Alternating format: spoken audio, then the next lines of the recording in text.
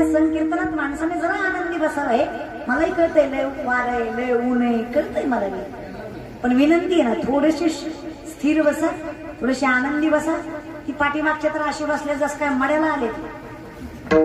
तू बोल मी हाय, तू बोल मी बसलोय, तू बोल मी ऐकतोय, असं नसतंय दादा.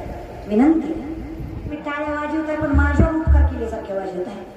तुमची टाळी कशी माहिती आहे का? दर्गी दर्गी दर्गी आले बाय आमच्या गावात. दर्गी दर्गी दर्गी दर्गी दाम करताय बी करायला. कसं दादा, एक काम करा, कीर्तन झाल्यावर माझ्या पाकिटातलं थोडं थोडं घेते तुम्हाला, पण खुश राहा महाराज. असं मी आता कसं आहे, इलेक्शन जवळ आलंय, तुम्हाला सवयच आहे, तुम्ही घेतल्याशिवाय बोलतच नाही ना. असं मी आता काय सवयीचा भाग आहे तो.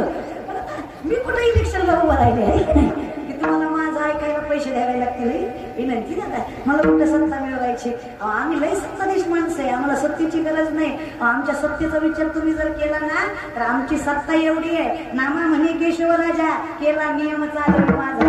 आम्ही बोलावं केलं करावं एवढी सत्ता आहे वारकऱ्याची. वारकऱ्याची सत्ता काय सांगायची दादा? माझ्या पंढरीच्या पांडुरंग परमेश्वराच्या कपाळाला जो बुक्का आहे ना, तो माझ्या वारकऱ्याच्या पायाची धूळ आहे. जो माझा पांडुरंग परमात्मा मस्तकाला लावतो, ही सत्ता आहे माझ्या वारकऱ्याची. काय सांगू तुम्हाला सत्ता वारकऱ्याची? आषाढीला आम्ही कीर्तन करावी, द्वादशीला जेवण आम्ही करावी पुरणपोळ्याची, आणि पत्तरवड्या आमच्या पांडुरंगानं उचलाव्या, ही सत्ता आहे आमच्या वारकऱ्याची.